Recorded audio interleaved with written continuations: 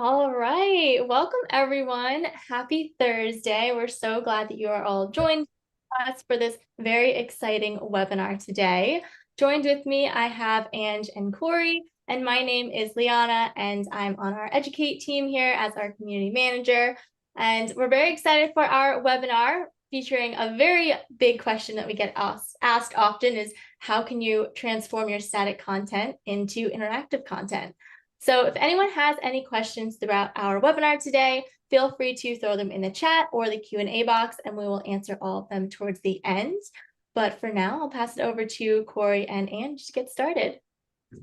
Thanks, Liana. Hi, everybody. I'm Corey. I am the Director of Content on the marketing team here at Saros, and I am a former serial abuser of the PDF format. Yes, I am now reformed, though, saved by Saros. And my PDF days were spent at places like Oracle and LexisNexis, where I did learn firsthand as a content marketer how tough it is to get the attention of busy B2B prospects. But today I am very excited to share some of what I've learned in my first 6 months here at Saros and how we approach the content and creative process. And so hopefully that inspires you to take the next step and start to create some really engaging, memorable content. Awesome. Thanks, Corey. So hello, everyone. I am Angela Hauser. I am a senior pilot account manager here at Saros. Been here for a little over 2 years now.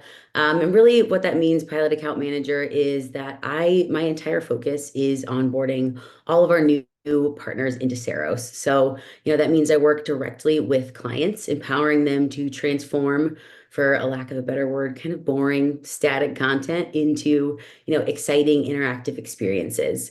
And then in turn, we work to really understand how to make sure that innovative content ultimately helps play a role in driving those business priorities. So that's a little bit about us. Yeah. Agenda. Great. Okay, so we're going to start with why. Why are we all here? Why interactive? And then it's really important to lay the foundation. So we'll chat through how to start a project, thinking about wireframe, art direction, all that good stuff. Yeah, so definitely want to chat through also as well, finding those interactive moments. This can oftentimes be one of the most challenging parts of Sarosifying content. Oftentimes you'll think to yourself, gosh, I have this 5 to 15 to 30 page PDF. How do I even begin thinking about transforming that static content into, interactive, digestible modules? And hopefully, that's exactly what we'll be doing here today. We'll be walking through how to find impactful moments of interactivity within your static content. Yes, and then we're going to break down a static PDF. We like our webinars like we like our content, interactive. So together, we're going to look at a PDF and we're going to see if you guys can help us brainstorm ideas on where we can find opportunities for interactions. So sounds fun, right? Sounds like a blast to me. Awesome. And then last but not least, of course, we will always wrap up with a final Q&A session. Okay. I'm a big North Star person. I'm very purpose driven. So I think it's important to remember the why. And that's why I thought that was a good place for us to start today. Why interactive? Why are we wanting to take our PDFs from static to these more engaging experiences? Well, for me as a marketer, I know attention is very scarce and people just don't consume blocks of content anymore unless they really have to, right? But a lot of us, we're in markets or we're putting out content that really isn't required reading. So we have to think outside the box. I mean, if you want to stand out, you need to deliver better content. If you want people's attention, you need to deliver memorable experiences. And if you're a designer or a creative marketer, I consider myself a creative. I love the creative process. You want to put cool stuff out in the world. You want to be proud of what you're working on. So, at Saros, we really believe in the importance of that inspiration and being creatively fulfilled throughout the process. And I think interactive content, it really gives you that opportunity to lean into the creative process and be proud of what you've created. And it goes hand in hand with what consumers want. They mean, they want to be delighted. They want to be inspired. And even if it's clicking through a technical product demo, I mean, especially if it's, clicking through a product demo, make your product demo unforgettable and they'll be back, right? So I just thought it was really important to kind of orient us there before we get into the nuts and bolts of creating interactive content. All right, so laying the foundation. taking a look at a static PDF and thinking to yourself, like, how do I make this interactive? I know that can be very overwhelming. And we wouldn't really recommend just simply dropping your PDF into Sero Studio with basic animations and just calling it a day. That's not that fun. That's not that, it's not the creative process that inspires us, right? So you really want to like consider how your content can be different or intentionally created for interactive. And that's what we're going to focus on today. Like breaking down that process from a high level and giving you ideas, enabling you to come up with ideas on how you really can reimagine that content. Yeah, well said, Corey. Perfect. So when we think about, right, like getting to laying out that foundation, right, we've got a couple of different things here, right? So let's get strategic about really where we can begin. So before moving forward, you really want to start by breaking down those static PDFs. There's a few things you want to consider, right? So first is that hierarchy, right? So when we refer to hierarchy, we're really looking for, those key things that you want our users to take away from the experience. So an easy way to think about this is, coming up with, let's just say, a goal, right? The main point we're trying to make to our audience and, you want to figure out what they're going to take in at the end of interacting and engaging with your content, right? So that should really be the baseline for, the entire experience. So another factor of hierarchy could be, the type of audience or who will be viewing that content. So figure out the information that's going to be most relevant to that viewer. If you've got top of funnel content, you're probably not going to want to start to get too into the weeds right away because your audience is likely in that research phase, so you'll really want to kind of keep the content skimmable and to the point. You'll really want to focus on creating a structure that will help you, tell the story in the most effective way, which kind of brings us to our next point. The storyline. I'm a writer. I love stories. So, and like we said before, the experience doesn't necessarily need to follow the original static PDF, and it shouldn't. So, as we're breaking down the PDF, remember your goal in the audience and how the audience will get from point A to point B, from knowing little to nothing about your products and services or the research you're about to present to knowing enough to want to say like request the demo or download the full report. So build the story around those key takeaways and the hierarchy we defined before. And then the open canvas in Seros, coupled with those animations and interactions, allows us to like completely reimagine how we can tell the story from the original PDF. And that is when we can move to the next step, which is wireframing. Yeah, so wireframing. So last but definitely not least, right, when it comes to laying out the foundation is that wireframe. So if you're involved in the creative process in any way, you've likely heard of the term wireframing. So wireframing, whether you're creating like a low fidelity wireframe, kind of like this picture here on the right, whether it's just like pen to paper or you're using a design program to create like mid to high level fidelity layouts, this is where you'll really want to start to bring your vision together. So take a look at the visual on the right. This is a really great example of what I typically recommend for most of the clients that I work with, during pilot is, before creating in the studio, really start to lay out your ideas pen to paper, right? Literally sketch them out on a piece of paper. So wireframing is essentially like creating the visual structure that starts to translate all of your work that we put into the hierarchy and the storyline, right? So you'll start to outline which areas of your content would benefit the most from, being a little bit more digestible, and then you can start to accomplish that with adding some really purposeful interactions. So when we're happy with the way things are shaping up in the wireframe, only then do we really start to apply like the branding, things like fonts and colors, iconography, images, videos, interactivity, right? The list goes on and on.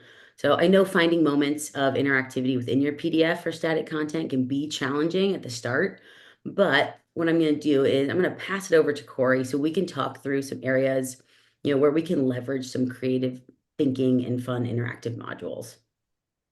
Yeah, so first off, we have bullets and lists. So ultimately, this is all about more scannable text. Bullets and lists are really an age-old marketing copy strategy. The easier you make it for users to be able to understand what you're talking about and why it's important, the higher chance you have that your users retain what they're reading and ideally want to keep interacting with their brand. And this is like also kind of based in science. There's a report out there that we love to reference. It's called How People Read Online. It's a Nielsen Norman report, and it's just really all about how people they scan. They don't really necessarily read blocks of text. So it's science. The science says this. So yeah, look for lists and common themes that may exist in paragraph form or are already bullets, and then figure out a way how to represent them a bit more visually. So here we're going to look at an example. This is an example from a technology provider. You can see how they like mindfully nested content from what was maybe like a really unfriendly looking outline or list of bullets that you'd aimlessly scroll through.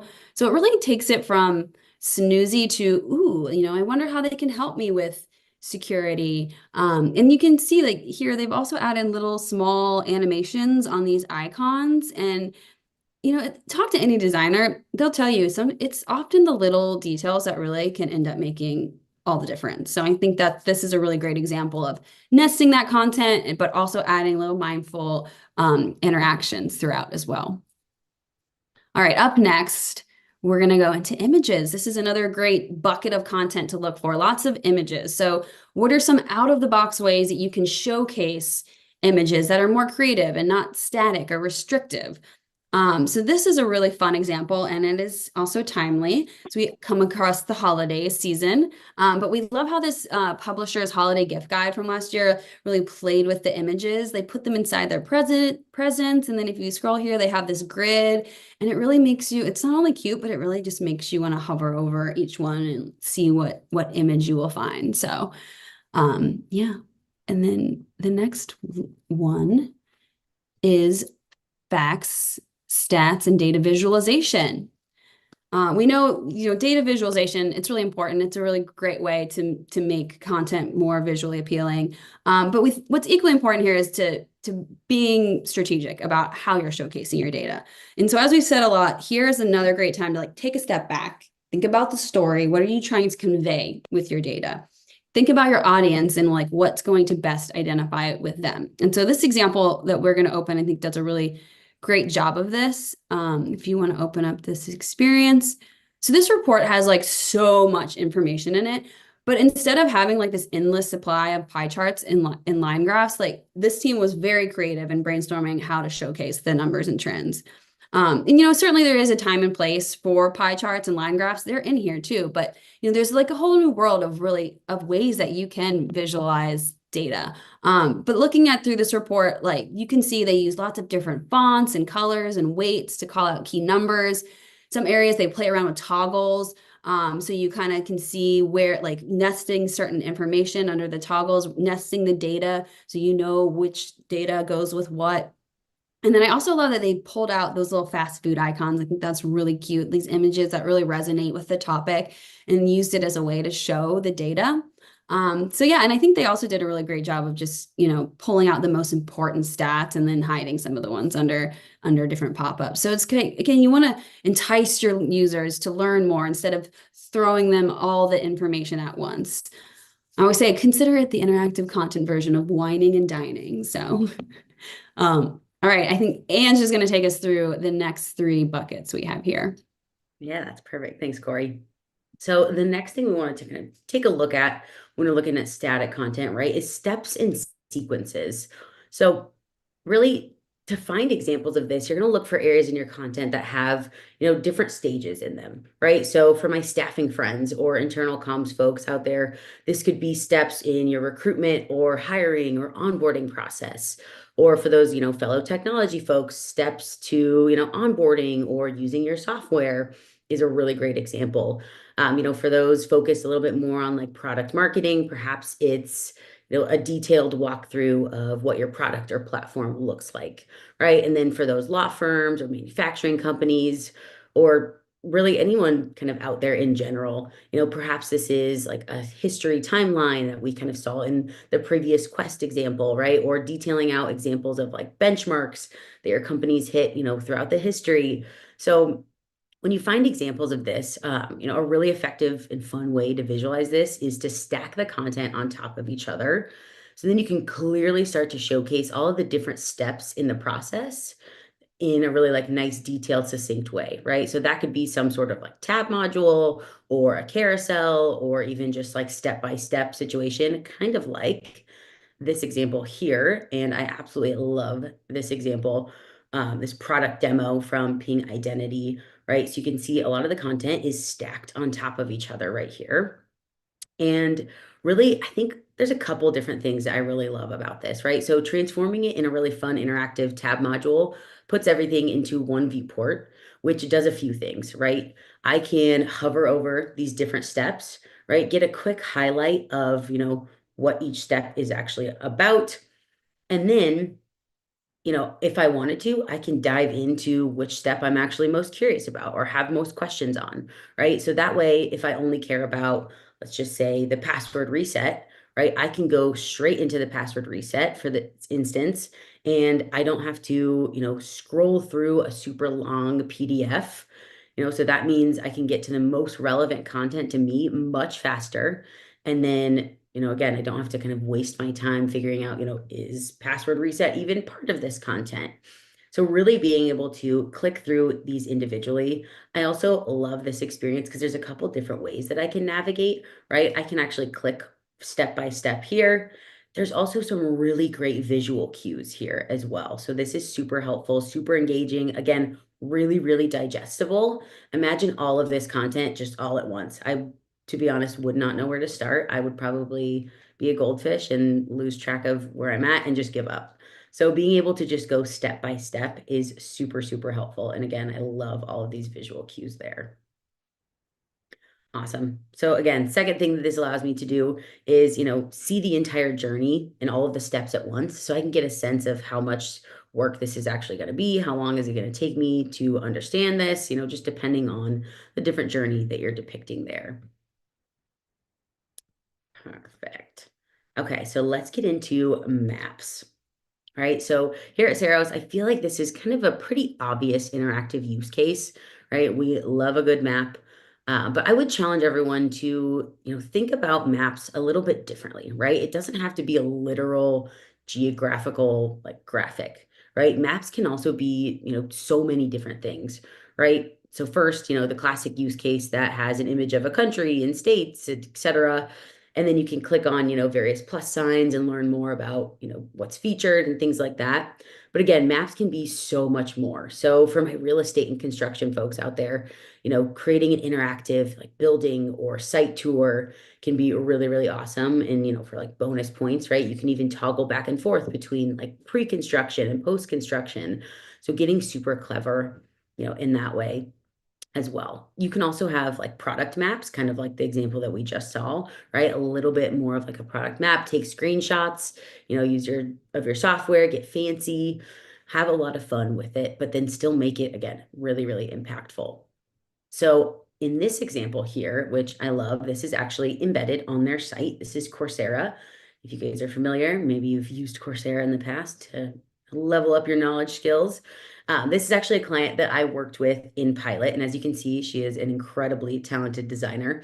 But I just love this map concept because it really breaks up a lot of heavy data in a really digestible, visual, like engaging way, right? So this map depicts the top 5 global and regional leaders in business, technology, data science, skills supported by Coursera. So I know that's kind of a mouthful, but when we're looking at it, right, it's pretty easy to start to digest this content.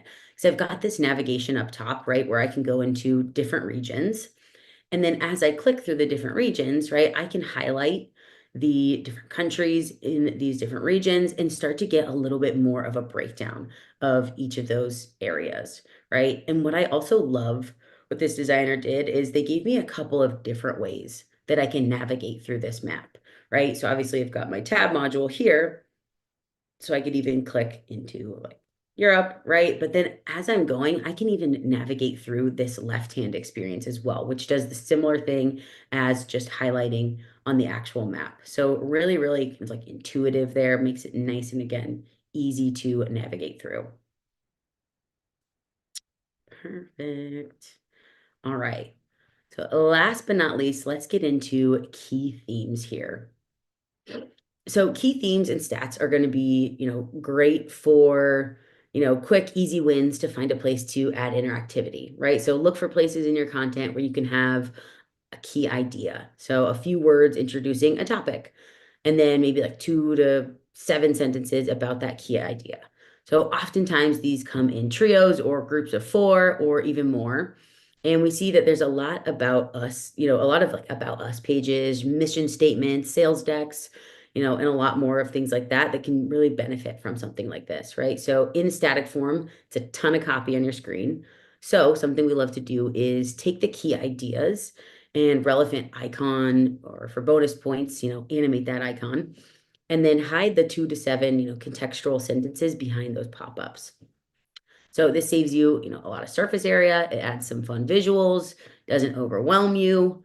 It's really, really, again, kind of gets the user a little bit curious enough to actually click on stuff and start to really dive in where they see fit. So let's go into this example here. I love this one from the New Jersey Devils. Again, it's really nice and kind of visual here. So they had a bunch of different product call outs that they wanted to kind of call out in a creative way, right? So love this. How fun is that? All of that like fun animation, right? But still draws your eye to it. And I love these different sections here as well, right? And kind of create like a timeline, but it's so much more visual and kind of given like a really cool throwback history lesson, right? So a really great key theme there. So a lot of kind of like text hidden underneath, but making it super engaging. Amazing. All right, y'all. So let's get into our next section, right? So this is kind of where the interactivity is going to take place in our interactive webinar here. So we've got a little bit of a before and after for our static PDF here. So you can take a look at this PDF, right? It's 8 pages. It's quite a bit of text. It's all laid out in this big static chunks, that quite frankly are not digestible or engaging.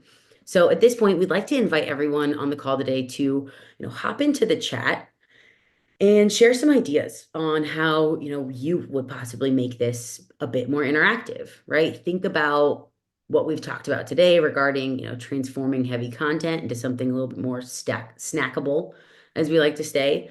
So, we'll give everyone a couple minutes here to just take a look at this and shout out some ideas if you're feeling comfortable and feeling up to it, feeling a little spicy, and throw those into the chat. And Corey and I will kind of take a look at those, and then we'll walk through some of the initial ideas that we had as well. Maybe we'll see if we're aligned. I'll give you a couple seconds. Clickable tiles for the profiles. Images on a carousel, yes. I love a good carousel.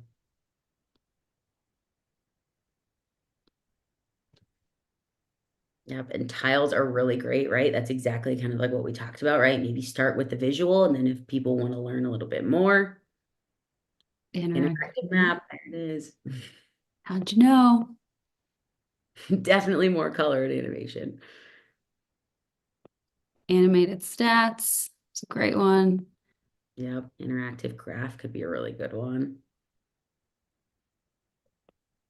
Yeah, I mean, this PDF, it doesn't look, it's PDFs aren't, oh, you look at them and you're like, well, it's not, it's still a kind of a pretty PDF, but it could be so much more. You just have so many more opportunities to, like I said, just keep people engaged, the passivity of scrolling, or it's just, we all kind of tune things out. So much opportunity here. Amazing. Awesome. Yeah, I see a lot of really great ideas. Combine the pet imagery with some, make it not so heavy. Roll over color pop-ups. Amazing.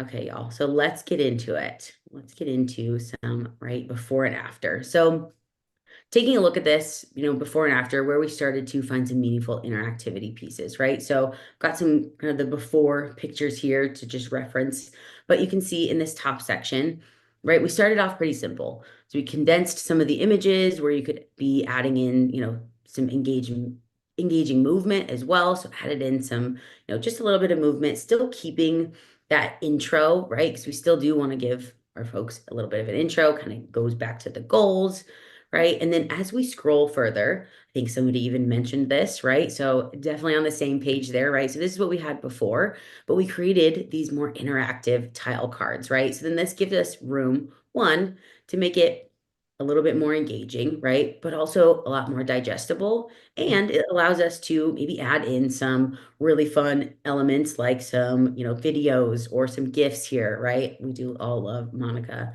and Rachel. What's So Ross doing? I want to see, is he pivoting? I just need to know if Ross is pivoting. no, Okay. right. So I love a good tile card section, especially when you can really start with those visuals and then prompt the user to kind of dive deeper if they want to. Amazing. And now we'll get to the section. Yay. Maps. So yeah, obviously like they're just it's an interactive map is very fun. It's almost you just want to click around to see, what's going to pop up, what's the data underneath the different countries. So I think just very obvious way to take static content interactive is a map. So yeah, I'm just hover over. Did you already hover over the magnifying glass? See that? Yeah. And I think, it's important too, like a lot of Seros users like work for brands or companies who have like very complex processes or solutions, and they really need, smart ways to showcase and like simplify that information for what are often like very busy and uninspired buyers, right? So, layering content, letting users unveil what they need to and when they want to, it really it goes beyond good user experience. I think it really does build like this underlying sort of trust and become sort of a relationship currency. So, and that is really invaluable in some of these like longer sales cycles. So I think that kind of really wraps it up for our interactive PDF session, static to interactive PDF session. So I'm really, if you guys have any questions, I think we'll start taking those, but just really hope we've made the case to you guys for transforming your PDFs and have given you some helpful tips to make the process a little smoother or maybe more efficient. So, and I think the thing that's like really important to remember here is that this is a creative process, and, creative processes are rarely perfect or linear, they are a process. So be patient with yourself. And I think it does get easier. You start to really kind of think more of this interactive first mindset. And it's really rewarding. It's not just for the consumers of your content, but for you, as a marketer or designer who wants to love your work and has a desire to create and put cool things out in the world. And, like I said, at Seros, we really truly believe in the power of unforgettable content. So I think, PDFs are just the beginning. Transforming your PDFs are really just the beginning. So, and if this content, if it seems intimidating or if it seems time consuming to create, we're here to support you. If you're a Seros customer and would like to create something similar, and you're feeling stuck, just reach out to your customer success manager, your account exec, and ask for guidance. And if you're not a customer and you were inspired, just drop us a line. Let's chat about how our tools can set you up for more meaningful content programs. So thank you very much for hanging with us. So maybe now let's field some questions. Awesome. Thank you, Corey and Ange, for walking us through this webinar. It was amazing to see all of these great examples and also see how you could turn that PDF you showed into an interactive experience.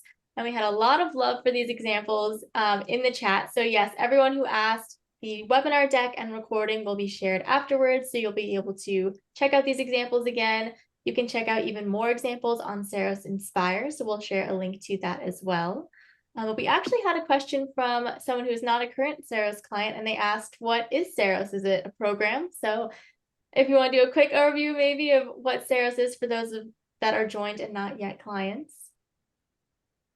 And do you want to give the Yeah, either way. So Saros is essentially an interactive design platform that helps you create interactive digital content, but without the use of code, right? So this example actually that we created today, right, as I'm clicking through my presentation, all of these interactions, these toggles, these animations were all created in our design platform, but none of it had to do with code, right? So I didn't need to learn code to actually create this presentation, right? It is more of just like a point and click and be able to, again, kind of like what we're talking about today, create really bespoke, engaging content that otherwise was maybe previously static and in PDF format.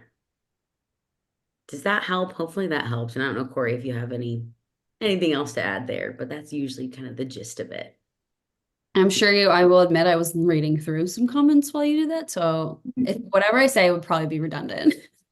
I love it. Hopefully that was helpful. And if you want to set up a demo, we can absolutely set up a quick demo that can be, very bespoke to your specific, industry, because we work with tons and tons of different industries as well. So sharing lots of, examples that might be relevant to you could be helpful. So definitely feel free to set up a demo. Love it.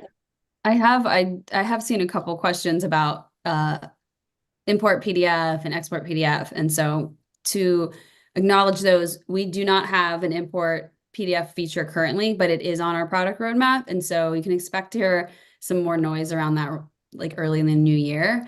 And export PDF, we don't have that currently either. I think it's something that the product team's exploring though. So, but we do recommend, right? Like think about what we said here and think about how you can also just start from a blank canvas and use your PDF as inspiration, but don't necessarily need that .pdf file. Love it. So yeah, we have tons of great questions in the chat here. So one question from Jacqueline is, would you recommend to use sources in your data visualization examples? Or when you're creating Saros? Yeah, I think that's a great idea. And you could even do something kind of like how we have here, right? Where maybe it's not a magnifying glass, maybe it's like an info or one of those like asterisks, right? Where it kind of gives you a little bit of a sign of, hey, there's some backup to this data, right? But then again, kind of nest it. So if folks really do want to see those, where it came from, you can have a little bit of like a hover. So then it can kind of nest and pop up into there. But Corey, I don't know if you have any other additional thoughts as well. No, I mean, I think it's always great to show the source. I think stats tend to be, you're trying to show proof, social proof. And so people do want to know, well, where'd you get this data from? So I think if you can, and yes, I think Ange's ideas for how you can do that mindfully are really great. Love that. Awesome. Another question here from Carrie is, can these experiences and assets be used as social posts? And maybe how would you go about creating that?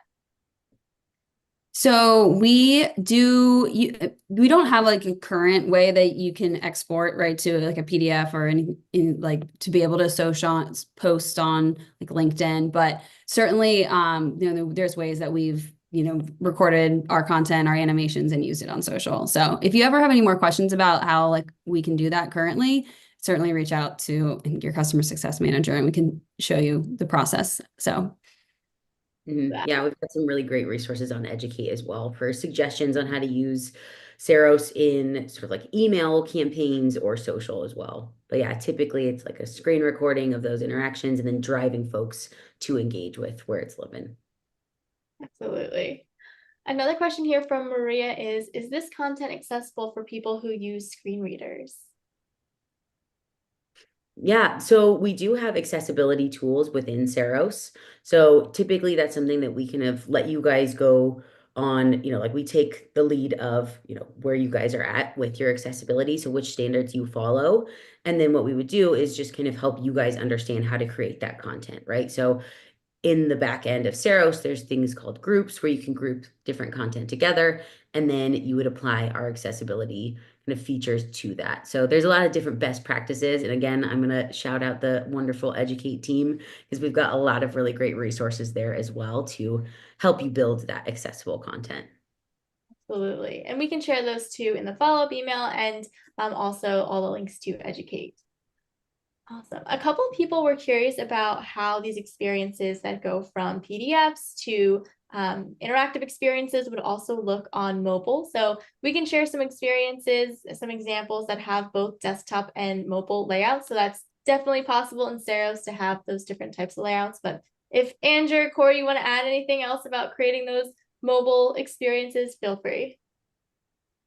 I think something to add is certainly like mobile is important, but also know, like, look at your data, like how much of your traffic is mobile versus desktop. I think a lot of people, especially B2B, the browsing tends to take place more on on computers and not necessarily always on mobile, but just kind of evaluate, just determine what's the priority. But yes, it's obviously you can make mobile versions of your interactive experiences. Yep, took the words right out of my mouth. This question is actually about output mediums that Seros can create. So how would you, I guess, share these Seros experiences? Yeah, so Everywhere. yeah, I'm like, it really just depends. So it is obviously digital, right? So as during the creative process, you can actually share your preview link. So before it's even created, you can share that with anybody internally and everyone can kind of take a look at it. You can actually create like markup links throughout your Seros experiences so everyone can, be in on maybe like the feedback process. And then Seros can live standalone. So kind of like what you're seeing here, right? So if it is like a presentation, let's say at a conference, you can present this in front of a group of people. It can live standalone or it can live on the website as well. So you can actually embed your content, kind of like one of the examples that we saw earlier with that map example. So everything above that map was actually the Coursera website. And then right below that was your Seros experience. And then continuing on was the rest of their website. Hopefully that helps. Yeah, I saw another, like, I feel like sort of underrated use case for Saros or for interactive is the touch screen. Like, it's, ultimately you're sharing it like on a screen it's a digital experience, but to be able to have people like interact with that in person, and we've done that at our events, and it is always a big hit. People are always drawn to the booth, and it makes it, really interactive and fun. So another great use case for Saros. That awesome. We had a really great question here that was actually, so their PDFs are mostly just words. So how could they go about making that looking more visual in Seros? Yeah, that's a good. That Yeah. means you can bring in anything. I mean, I would look at the like some of the things we said, find themes. Like, are there themes? Is there data within the words? Like, bring out the data, make that more visual. What's the content about? Find images that kind of fit with that content. If it's content that's a little more abstract, like, there's plenty of design resources. We do have like an integration with Getty, and there's icons, there's it's abstract images. It's not just stock images. It's all kinds of cool stuff that you can use to bring more visualization to something that's text only. Andrew, I'm sure you have more tips. Yeah, I was just going to add, what a lot of folks will do, especially kind of in the beginning stages, is they'll create teasers, right? So you don't necessarily have to transform your entire PDF, right? Especially if it's super heavy, but the content is going to be relevant for certain folks. Having just that little teaser to, again, pull out those key themes. So which stats are written out in words that can actually be really quickly kind of visualized. And then again, you want to just kind of quickly skim through them. And then if, it piques my interest and I realize, let's just say it is on security and I want to dive more into a certain aspect of security, I can click and download the larger PDF, right? So there's a couple of different ways that you can start to bring in your PDF into Seros. It doesn't necessarily have to be the whole thing all at once. I know that can be a little intimidating sometimes. And that even might give you, I guess you could say, a step ahead by having words only, because you don't have certain, formats to follow. You could really with all of the templates that we have and get as creative as you want. So you might be ahead of the game in that case. I love that framing. That's a very good point. So we have another great question. Are there any tips for getting buy-in from their team to invest time in creating interactive content? Yeah, I can take that one. I mean, I think, just interactive content can really, I think, pay for itself in terms of engagement and ROI. But we have plenty of case studies and data to show how other teams have used it successfully. So certainly happy to share those to get some buy-in. I think too, I know creative resources can be tough to get buy-in from just because they're already typically so strapped. But I think Xeros is really, it's built with creatives in mind. It's a very familiar tool for them. We also do have different file import features, like you can import from Figma and Adobe. And so there's ways to not totally interrupt their workflows if they do prefer creating in other platforms. But I have found that many people do tend to, like creatives, they tend to, once they start using it, they tend to find it really gratifying. They have this new way to make content interactive, or they don't need developers to help them with that. And same with teams like marketing teams, when they start to see that engagement on the content, they see. So, but yeah, to get buy-in, certainly check out some of our case studies. We're happy to follow up with some of those. But yeah, I hope that helps.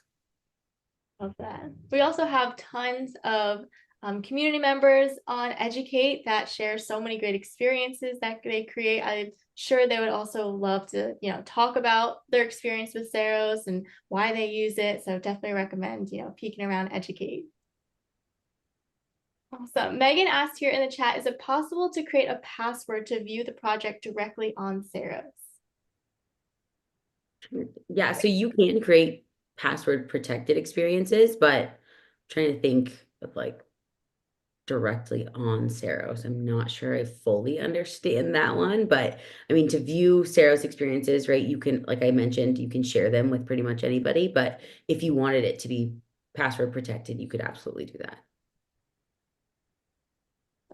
And Alice asked the question here, is a published Xeros link always active for users even after, say, an account is no longer active? Oh, okay, yeah, that makes sense. So it depends on how long, if you do enter a subscription, and then let's say after your year is up and you're like, fortunately, we can't use Xeros anymore, we'll probably cry and be sad to let you go. But you can actually export all of your content. So it's will still be viewable. It just won't be hosted by Xeros. So you would export and self-host your content. Question. Another question here, of course, a great one, is how can I ensure that adding interactivity to my content actually aligns with my business goals?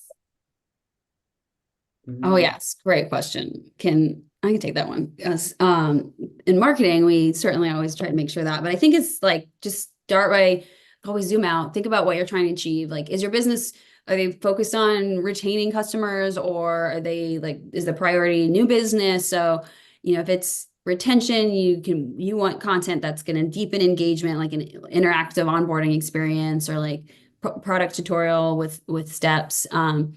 So if it's new business, something like a quiz that's, highlighting personalized solutions, or interactive thought leadership report. So you just, know what your marketing goals are, your business goals are, and then think about what's the best type of content to create. And we have a lot of resources on this too. And, on the blog, I know we have quite a few stuff about interactive content and how it can reflect business goals or help drive your business goals. So definitely a lot of stuff, a lot more reading material out there on that one.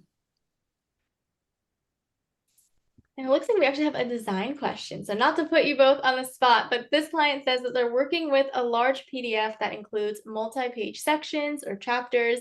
And how do you think that they could best translate that into an experience? So if a large amount of information needs to be grouped together, more than what would fit in a tab menu, would you suggest maybe a dedicated page for each section, or how would you go about creating that? Yeah, that's a good one.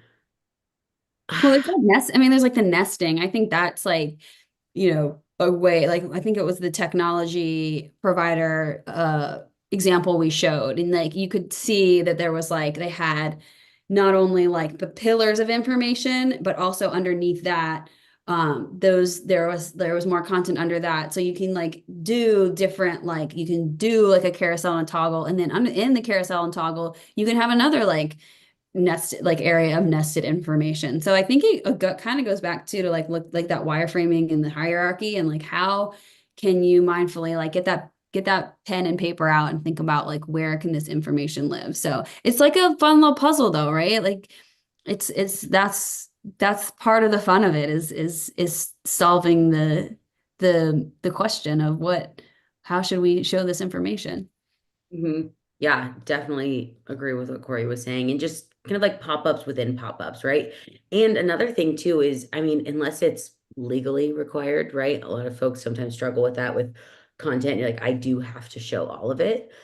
If you don't necessarily have to show all of your content, sometimes, taking down a little bit of like the word count can be really helpful, right? So where can we start to, again, make it a little bit more skimmable so I can, really digest it super quickly. Again, our attention spans are just fading quicker and quicker every day. So making it really easy to kind of skim and then dive deeper is going to be really helpful. And another thing I'll say too is, we've got a lot of really great resources too in our like educate community, and I keep shamelessly plugging them, but they really are just the best. Just to kind of give like throw around suggestions as well too, right? So you can kind of in the community chats as well is kind of bring this same similar question and just ask what other folks have done too. But then as well, leaning on your customer success manager can always be super helpful. They can give you some really great ideas, kind of like how we're showing right now. And this question actually goes really well with another question that says, I write a lot, but I don't know how to design. Where do I begin? And Sarah's actually on the Educate team. We have lots of really great guided design courses, and these range from, creating interactive content in Saros, from intro to design. So for you who writes a lot and you don't do a lot of design, we have a course that is just about basic design principles and how to become a great designer. So those are going to start up in the new year. I highly, highly recommend them. They're so much fun everyone has joined. I know we have a bunch of clients on the call that have been through them, but definitely little plug there for our guided design courses for those two questions, just about, creativity, inspiration, where to get started. So I That's love a that. great plug. Great plug. And then there's also, yeah, like templates and so we do have some of those, and Inspire is a great resource to look at what type of PDF is it, and maybe you can find something that's sort of similar that you can kind of repurpose. Absolutely. Awesome. Maria here in the chat asks, once an experience is published, it's technically Googleable. So does that mean that anyone can see it online? Yeah, so there's a couple different options. If you didn't want it Googleable or scanned by Google, you could turn that off very easily. There's a toggle where you can just say like no scanning. This is gonna be maybe like an internal piece for, our new hires for onboarding. So you've got a couple different options there to make it either scannable or not scannable. That. We also just launched some new SEO settings too in your settings panel. So you can check out the Educate articles for those new updated settings. Also check them out in your settings panel. So there's lots of different ways that you can kind of control how your experiences are found online and everything. Awesome. A couple more questions here, and thank you guys so much for these great questions. I love all the participation and curiosity. Another question here is, what if I don't have a lot of visual assets to start with? How do I make my content more engaging, but without a big image library? Yeah, that's a good one. I can definitely take that. I feel like that is kind of a common concern for sure. But the good news is you can definitely still create impactful content. I would start by focusing on, design elements like typography and color, even just bringing in like really great things like this example, right? Just a square shape with a check mark and then having some amazing animations can really bring your content to life. So interactive features like clickable lists or expandable tabs, hover effects also really add a lot of depth, and it's not necessarily, bespoke imagery. But we also have some really great options too for like Getty integrations. So you can pull from Getty there, or you can access, the vast library of like stock media as well through our Noun project, which is really, really helpful. So you definitely don't always have to start from scratch, but there's a couple of different ways that you can really start to bring your content to life. And our last question for today from Caroline is, do you take input data into your system for variable fields and parts of the experiences that are dynamic? As Maybe far I'm aware at this point, no, unless there is some sort of like iframe that you can grab, you can embed pretty much any like iframe situation, but we don't necessarily ingest like consistently updated materials, if that makes sense. So like it's not going to be dynamic where I'm in California and Liana's in New York, right? It's not going to show me the two differences inside of Saros.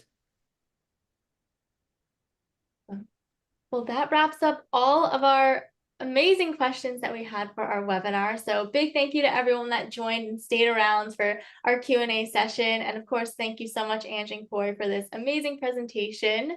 Like I said before, the recording will be sent up in a follow-up email tomorrow morning and also posted on the Educate site under the webinar page. And if you do have any questions that you forgot to ask, feel free to ask them at the bottom of our webinar page because Ange, Corey, and myself can also answer them, as well as any of our other community members. So if you want some inspiration, some ideas, or just get some feedback from folks that have been in the community for a while, definitely feel free to pop over to Educate. But again, thank you guys so much for joining. We hope to see you at the next webinar and have a great rest of your Thursdays. Thank you. Bye, everyone. Bye, everyone.